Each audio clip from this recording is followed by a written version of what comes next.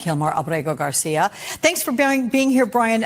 First of all, how much of a victory is this for your team? The fact that he is no longer in El Salvador and actually in Nashville, Tennessee. Well, of course, we're very glad that he's home, and we're most of all really thrilled for Jennifer and the rest of Kilmar's family.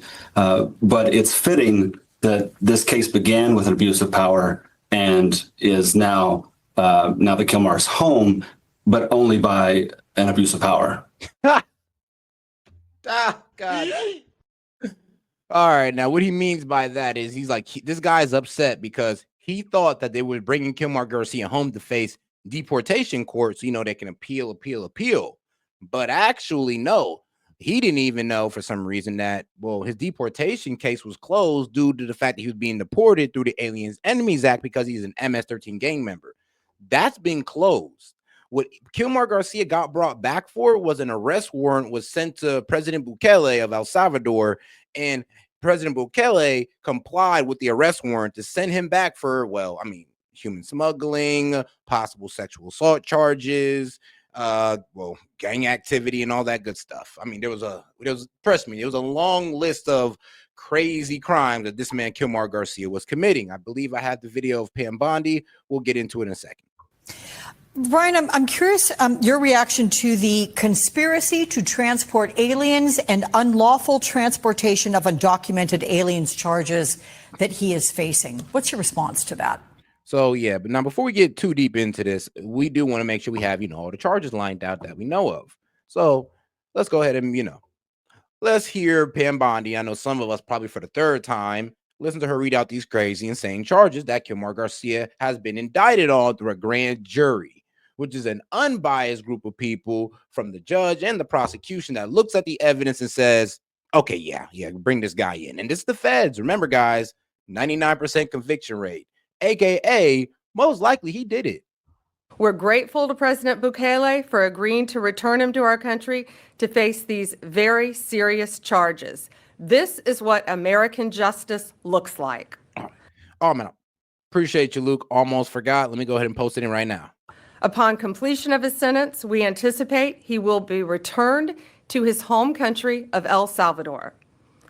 The grand jury found that over the... so we're bringing him back to pretty much put him through criminal court, not deportation court, criminal court. And then we're going to go ahead and jail him, sentence, go ahead and keep him here. I don't know, maybe like 5 to 15 years, and then send him back to, El Salvador to be put in a high security maximum prison. Again. The past 9 years, Abrego Garcia has played a significant role in an alien smuggling ring. They found this was his full-time job, not a contractor. He was a smuggler. Well, he was a contractor for human smuggling. You can kind of say that. Of humans and children and women. Oh. He made over 100 trips, the grand jury found, smuggling people throughout our country. MS-13 members, violent gang terrorist organization members throughout our country. Thousands of illegal aliens were smuggled.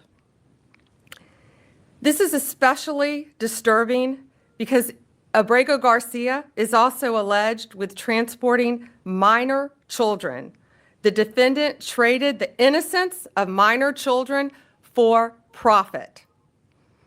There are even more disturbing facts that the grand jury uncovered. It is alleged this defendant is part of the same smuggling ring responsible for the death of more than 50 migrants in 2021 after the tractor trailer overturned in Mexico. This is part of that same ring. The defendant abused undocumented alien females, according to co-conspirators who were under his control while transporting them throughout our country.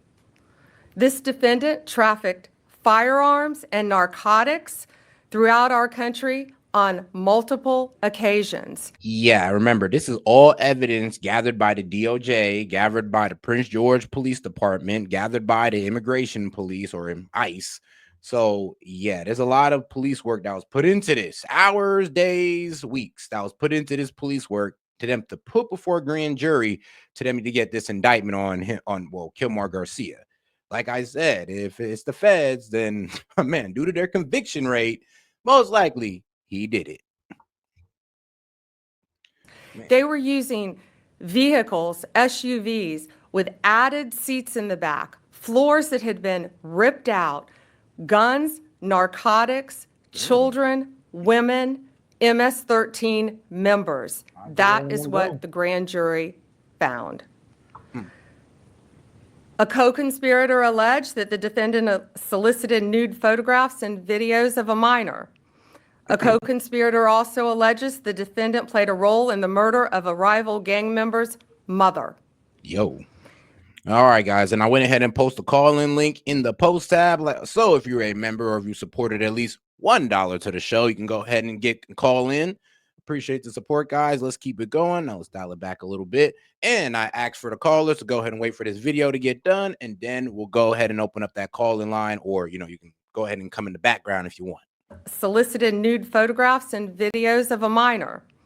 A co-conspirator also alleges the defendant played a role in the murder of a rival gang member's co-conspirator. Pretty much somebody that was right next to him committing the crime and snitching on him, saying that, yeah, he did that. He did that. And he's in a gang member.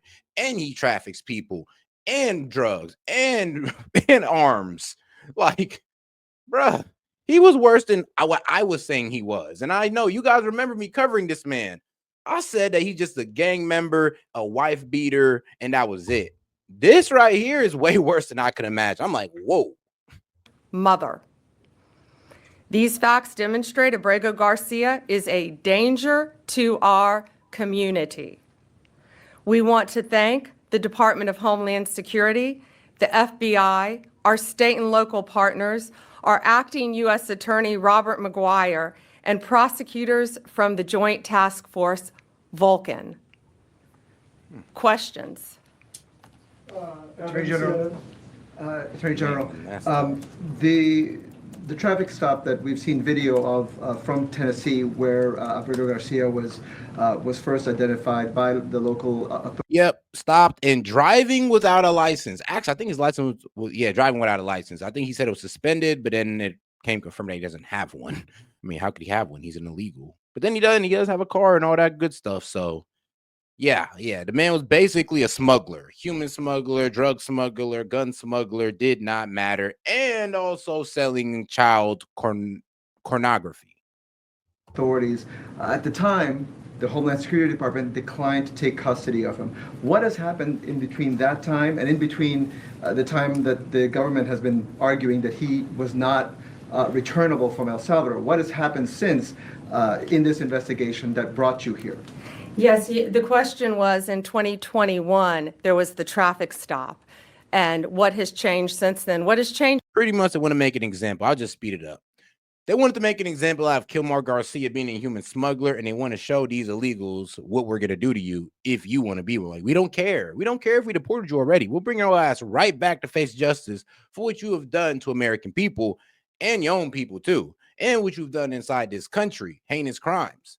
So yeah, we're petty like that. I'm sorry, guys. I guess we are. You know what? I'm all for it. I'm all for it. As Donald Trump is now president of the United States and our borders are again secure. And thanks to the bright... I mean, bro, he beat women and hurt children. I have no sympathy for the man. Light that has been shined on Abrego Garcia. This investigation continued with actually amazing police work. And we were able to track this case and stop this international smuggling ring from continuing. These were recently found facts, right? Yes, okay. Recently found facts. At that point, can you just explain when this investigation was opened? Recently found facts, Investigation man. in Tennessee. Can you say when that investigation was opened? Well, the grand jury indicted on May 21st. This investigation has been ongoing. Yo. This case has been hotly debated here in Washington. In your mind, does this resolve that issue in terms of his deportation? And should this be seen in any way as compliant? I mean, we're pretty much about to prove in federal court that, yeah, he's a criminal. He's an MS-13 gang member. He's a human smuggler. All of that is about to be laid out in court. And this goes back to what I was saying about a couple months ago, where Dems, you should have backed off. You guys should have backed off of Kilmar Garcia. You should have just actually looked into it, looked at the proof, and stopped letting liberal media frame this as a Maryland man, because now you guys are about to look stupid once all this gets confirmed in the court. You're going to be looking real dumb. And I wonder what you guys are going to say then. With the judge's order to return him to the U.S. and the Supreme Court ruling that the U.S. government should facilitate his return. There's a big difference between what the state of play was before the indictment and after the indictment. And so the reason why he is back and was returned was because there's an arrest warrant, which was presented to the government in El Salvador. So there's a big difference there. As far as whether it makes the ongoing litigation in Maryland moot, I would think so, but we don't know that. He just landed today. Jake, CBS. I just want to confirm what you said earlier, that you're intending to prosecute him and keep him in an American prison if he's found guilty, and then would remove him after his sentence is over. Correct. Yes, he will be prosecuted in our country. And if he's guilty doing all those things to women, children, and his own people, oh yeah, our jail has a way of sorting out those type of individuals. The one time our jail system is actually a good thing. Sentenced in our country if convicted, and then returned after completion of his sentence. Last one, S.E.T, Wall Street Journal. Okay. I have two. One's on topic, one's off topic. Maybe I misunderstood you, but you were mentioning, that he had some involvement in a murder, or was connected to groups that had, involved with this other smuggling ring. I mean, I said that earlier though, but I didn't know he was involved in a murder. I said he was involved. He was rounded up in a murder case along with other MS-13 gang members. I didn't know he was pretty much one of the co-conspirators in that. But to be clear, the only charges he's facing right now are the human smuggling charges, just that's the one offense. But the other things that Yeah, but the problem with human smuggling is that the multiple crimes he violated or committed while doing human smuggling. It's almost, I don't know, when you're being a drug kingpin, you weren't just transporting drugs. I don't know, you had a couple people killed.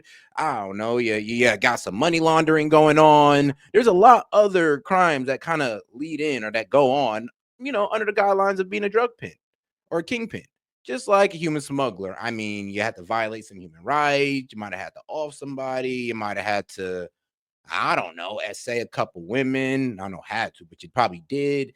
All under the guidelines of being a human smuggler. So, yeah, it's all the crimes that he committed while being a human smuggler.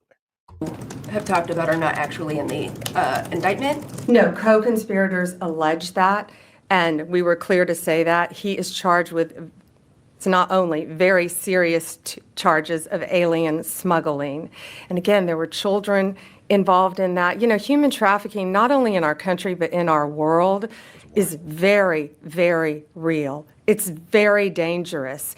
And as you saw recently in Virginia, the arrest we made of the MS-13 member, unrelated to this, we learned at that press conference, that's where they bring young children into our country and they start grooming them at middle school age to become MS-13 full-fledged members, commit violent crimes throughout our country. It is highly organized. It is very dangerous. And they are living throughout our country. I mean, yeah, they are. And they're doing these rituals where they have these boys. I mean, they bring a mattress. This is about to get real, crazy, guys. So good thing it's a late night show. And most likely your kids are not up. So what I'm about to say is very explicit. So what some of these gang members, MS-13 gang members, would do is, as a ritual for these kids, is they would get a mattress out in the middle of the forest, and they would abduct women and have these young kids essay these women multiple times. It was part of making them a man, right? And then it also would build this brutal mentality towards women to go further on in their gang career. And they were also doing this, I mean, not only in their own country, but they do this here in America as well. And it has been caught to where there have been beds found in the middle of the forest and where women have been reported to come out of those and saying that I've been essayed by or raped by multiple Hispanic men. So, yeah, this is something that actually does go down. in their country and in ours, sadly. But no more, because they are being arrested, they are being prosecuted, and being convicted and deported when appropriate. That's all for today. Thank you. And all right, now let's get to my man's main arguments about this, because we heard what Pam Bondi said. Now I want to hear what this man is saying. I'm gonna play it halfway through, and then we're gonna go ahead and have one of the guests up. Of course, we're very glad that he's home, and we're most of all really thrilled for Jennifer and the rest of Kilmar's family. But it's fitting that this case began with an abuse of power and is now that Kilmar's home, but only by an abuse of power. Brian, I'm curious your reaction to the conspiracy to transport aliens and unlawful transportation of undocumented aliens charges that he is facing. What's your response to that? Well, I'm not a criminal attorney. We are not Kilmar's criminal counsel. But you gotta love the language of the left. They don't ever want to call them illegal aliens. They just call them undocumented. I'm like, it's the same thing, but I guess undocumented sounds, it sounds way better than illegal. But I read the indictment, and honestly, it reads like a bad novel. And I think anyone who's looking at this case, who's been watching this play out, would agree that this is a political and vindictive prosecution. Brian, has anyone on your team talked with Abrego Garcia? And if so, what's he said? Well, we're working on that right now.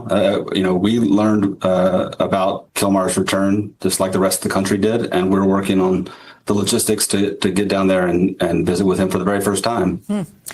So here's something from the New York Times, which writes, regardless of how the case turns out, the return of Abrego Garcia suggests that the administration was, at least in some ways, feeling the heat of the 3 court orders it was facing to facilitate his freedom. Wrong. There was no heat of, look, they said facilitate. Remember, when they said facilitate, this was before they ruled in the favor of Trump's or Trump enacting the Aliens Enemies Act to deport Kilmar Garcia. This was before. Now, the current standing is that, yes, it was okay for Kilmar to be deported through the Aliens Enemies Act because he's an MS-13 gang member. This is completely different from his deportation.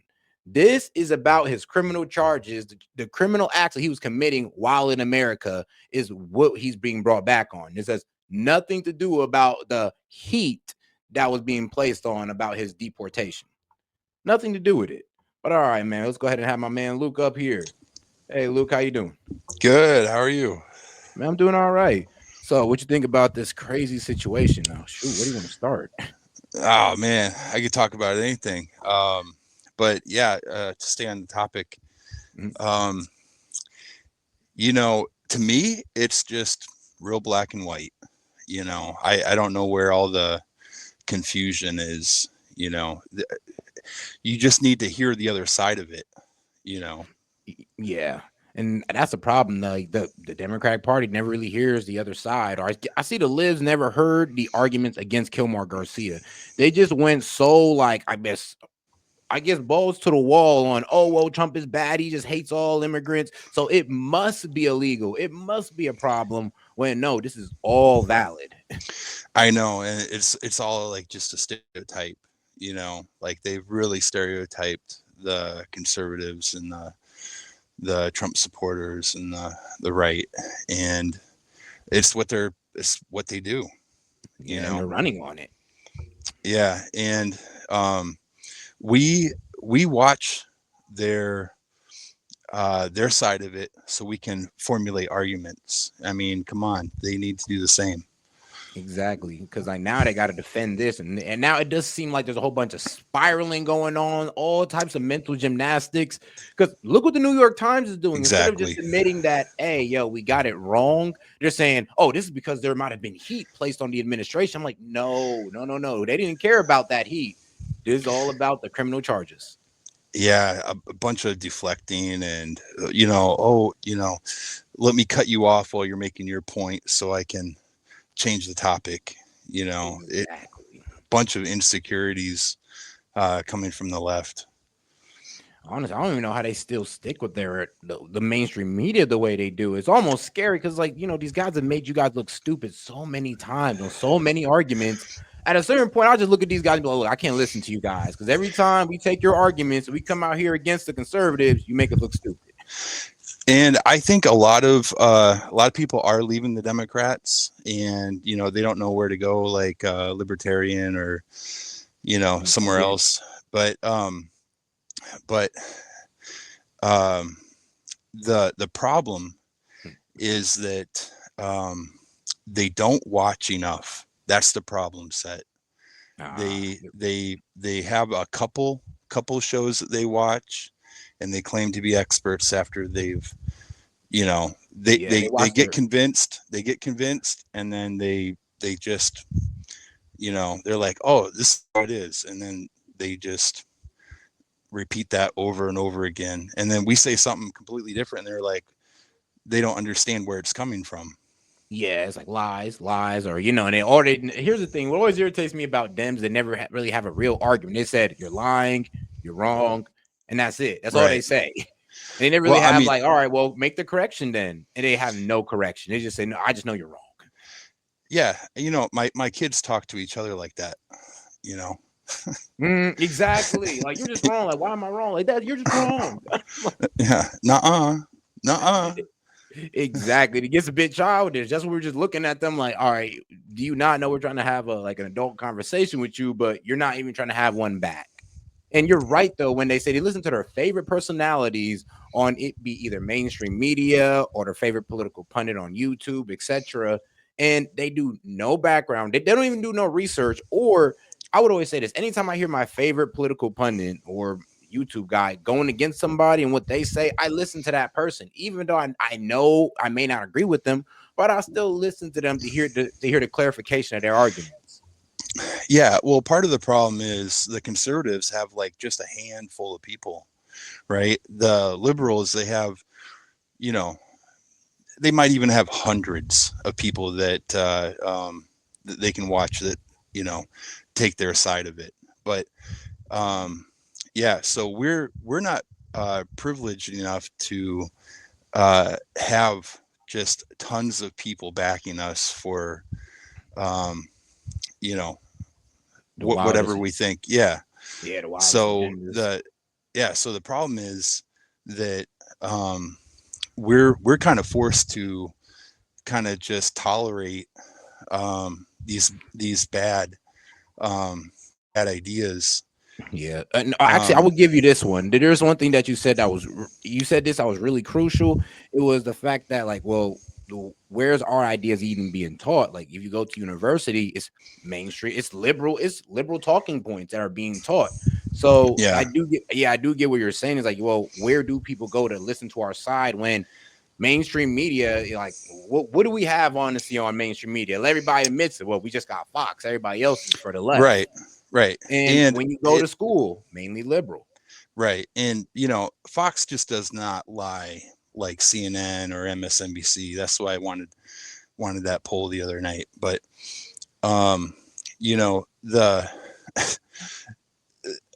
it's an appeal to authority. The experts are brought in, they're quote unquote experts. So, only stupid people argue with experts. Man, and experts would get everything wrong somehow. Yeah, and then they just deflect when they have somebody intelligent on that's arguing the opposite side. I really like watching Marco Rubio just really hand the CNN hosts.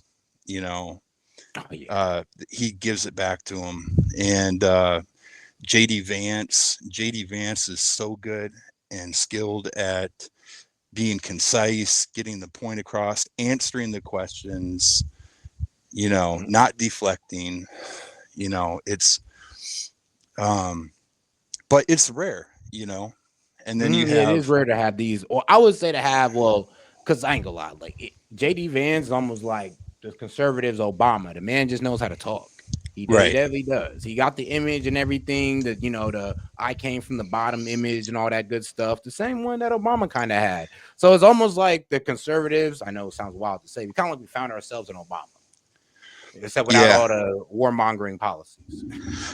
Yeah, and how different would things be if Obama just would have like tried to get the things that he talked about in his campaign done while he was in office? It was like he was a completely different person after he got elected. Yeah, that was true. His ideas did switch up. They definitely did switch up.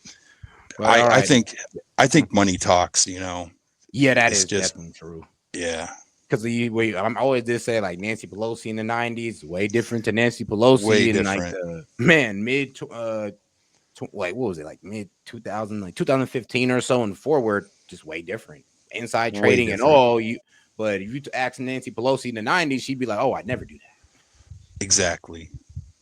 But all right, brother. We're gonna keep it going along with this one. Let's see. All right, If thanks, these Seth. guys can defend themselves. All right, Luke, man. Appreciate you for coming up. Yep, no problem. All right. All right, man. Shout out to my man Luke. All right, guys. You also want to come in on the call, and like I said, just either be a member or donate $1 to the stream at least. The decision could be read, in fact, as the Justice Department simultaneously caving to the orders while also flexing its muscles. As Todd Blanche, the deputy AG, pointed out, the charges could render moot the lawsuit filed by Abrego Garcia's family. If that happens, it might get the White House off the hook entirely for the way in which it skirted due process in deporting him. Brian, what do you... There was no skirting due process. There was just the Aliens Enemies Act. And for some reason, you guys do not want to admit that, yes, that is due process. Make of that? And is that why the White House went from saying, we can't bring him back, to suddenly bringing him back to the U.S.? Well, there's no doubt the timing is quite suspicious. They've admitted they began this investigation basically in the wake of the Supreme Court decision. And sadly, it looks like this is a grand operation to save face. All right, let me get to the Attorney General, Pam Bondi, who is not saying when this investigation into Abrego Garcia was opened, but Abrego Garcia, we know, was deported in March. So I'm curious, Brian, what you make of the timeline. And given the way the government has handled Abrego Garcia's case, both in the courts and the way it's played out in the media, is that going to play into his defense, do you think? I can't say for sure. As I mentioned, we do not represent him on the criminal side. And can't play into his defense because it has nothing to do with why he's there. You want to talk about deportation? We're talking about his criminal charges. So if you try to talk anything about a deportation case, we'll just look at you and be like, yeah, sorry, but what was it? Objection. And I can't speak to that. I'm not a criminal attorney, but the timing is certainly suspect. And another issue of timing, obviously, is just yesterday, the same day that this indictment is announced, the chief of the criminal division in the U.S. Attorney's Office for the Middle District of Tennessee resigned. I think that's telling all on its own. All right. Now, look, and I'm going to ask one more question. And granted, I know you're not a criminal attorney, but just your sense of the law here, because the Washington Post points out at yesterday's conference, Bondi also took the unusual step of publicly accusing Abrego Garcia of other uncharged crimes, including soliciting nude photos of a minor and playing a role in the murder of a rival gang member's mother. Asked why, if prosecutors had evidence to back up those claims, they had not pursued a case in court, Bondi sidestepped the question. So just big picture, what do you make of these accusations and their credibility? Zero credibility. This administration has proven to have zero credibility across the board. Give me a minute. Oh, my God. These guys are insane. This says zero credibility, even though it was indicted by a grand jury who was an unbiased group of people or citizens who don't have no beholdens to the prosecutor or the judge, and they made this decision. So it is a bit wild how I'm hearing this man says, yeah, there's no credibility. I mean, there's a group of people who looked over this evidence and said, yeah, there's substantial evidence to hit this man with federal charges on human smuggling. To say there's no credibility is intellectually dishonest, and he is a lawyer, knowing the court process, knowing the indictment process, saying this. Board, the key word in what you just read is uncharged. They are throwing everything they can at Kilmar to win the political war, and that is shameful when this is a real legal matter and a real person's life. Can you give me a sense of how the family is doing, though? The fact that he is back on U.S. soil, has that lifted their spirits? Yes, I think so. I think that they are obviously excited to be able to see him and to visit with him. But of course, there's this new uncertainty clouding things. For sure. Brian Murray, thank you for talking. There's no uncertainty, guys. I'm sorry. The only certainty is that, well, honestly, the only uncertainty is that if he's going to make it through the sentencing or make it through his jail time. Because, like I said, we don't treat guys like him too nice in American prisons. And I want to put up his face right now. He has become the face of President Trump's illegal immigration enforcement and deportation program. Now, remember, on April the 10th, just of this year, the Supreme Court ruled unanimously 9-0 that the Trump administration's deportation of Abrego Garcia to El Salvador was illegal and that the administration must help return him back to the United States. But now, after a grand jury has handed down this indictment, the federal government is charging Abrego Garcia, facing very serious charges, saying that, you heard there from Pam Bondi, over a 9-year span, he played a significant role in an alien smuggling ring of humans, children, women, firearms, and narcotics. Pam Bondi saying, And all right, now let's get to the professionals like our man Alan Dolchowicz on Kilmar Garcia's charges. And hey, shout out to Chris Cuomo for bringing that man Alan Dershowitz. I mean, the man's really a legend when it comes to, being a lawyer. But yeah, he's a bit off, I would say, due to his relationship with Epstein and, how when they asked him about it, him getting a massage from an alleged minor, he was like, well, it wasn't a problem. I kept my underwear on. I'm okay.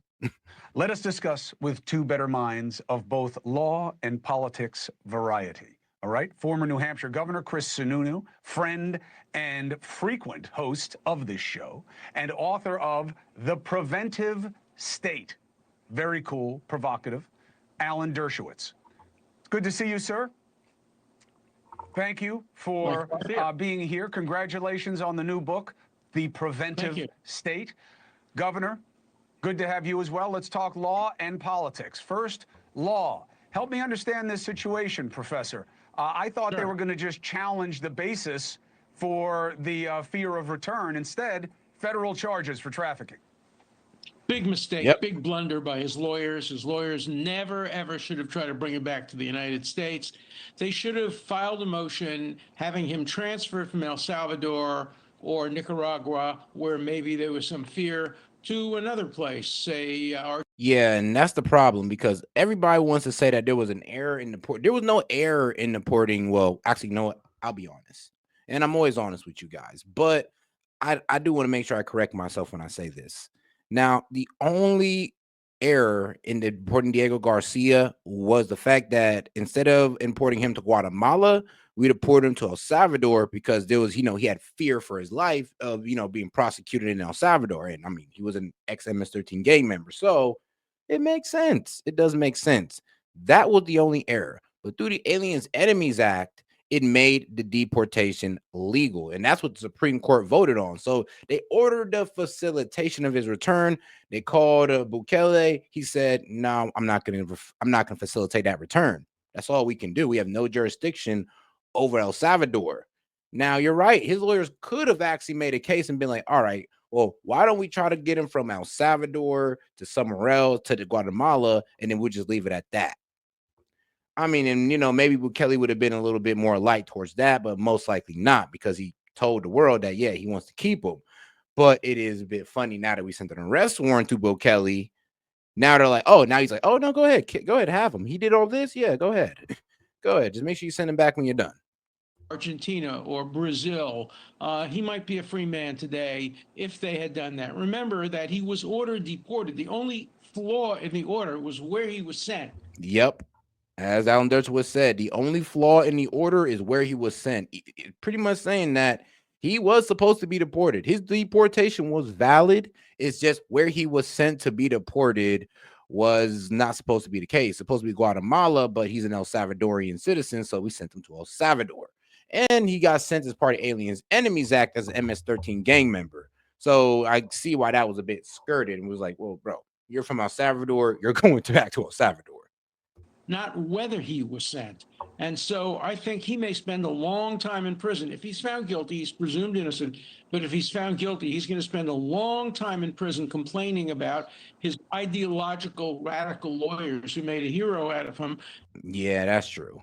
So, yep, alleged allegations against Abrego Garcia smuggled thousands of undocumented people or illegal immigrants, member of MS-13, transported gang members and children, abused female migrants, transported guns and drugs. Well, Guilty, he's presumed innocent.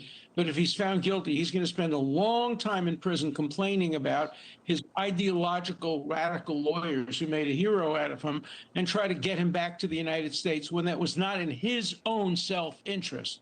So lawyers made the most fundamental mistake a lawyer can make, putting ideology before the best interest of the client. Ooh.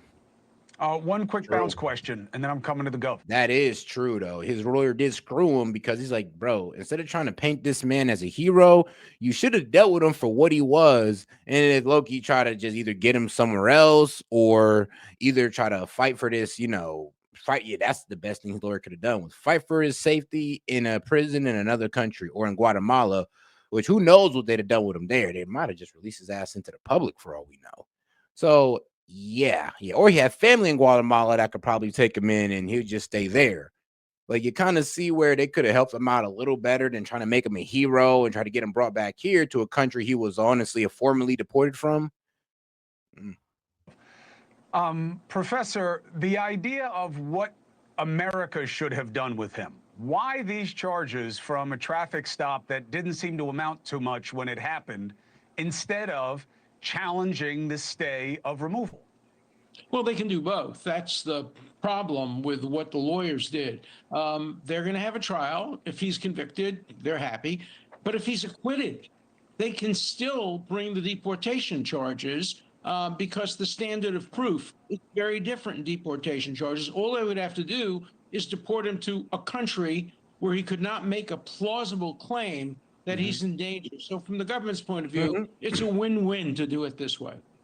Yep. Except part of the argument, Governor, is pretty much is like we're kind of being dickheads about this, to be quite honest. This is like an asshole move. Go like, okay, you want to go ahead and get that? You want to go ahead and get some place somewhere else? Fantastic. We'll put criminal charges on you. We'll bring you back here. You'll spend some time in our jail, and then we'll send you to Guatemala. Cool. this takes too long and is too expensive, and we've got too many people like this guy to get rid of, right? That is the all deliberate speed argument of the Trump administration, and it's not a bad one as long as you respect due process. But now you're taking longer. You may lose, because I don't know that the guy's a trafficker, and unless you're just doing this for political optics. Look how bad this guy is. I don't know that this is faster and cheaper. This is a win all around for the administration, and this is the Democrats' worst nightmare. And the professor's exactly right. His lawyers did him a massive disservice by allowing. Yeah, it's about to be the biggest "I told you so" moment for me and the rest of the conservatives who were telling you this man was a criminal. It's about to be the biggest "I told you so." And the professor's exactly right. His lawyers did him a massive disservice by allowing this to them to bring back here. And the fact that they're filing these charges, it probably means they have the most evidence, the most clear-cut evidence. Probably took a couple months to make sure that they had it. Doesn't mean that the final charges to be driven, the ones that they just think that they can probably get the easiest. And again, this is going to be a political nightmare for the Democrat Party.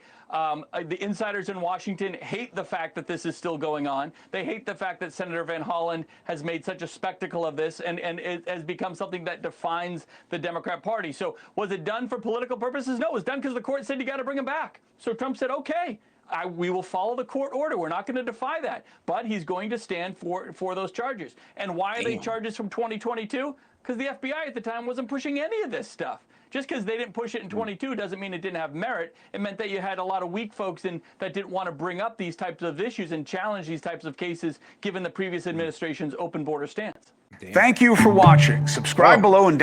I mean, that was actually a pretty damn good point. Protests erupted in downtown Los Angeles after immigrants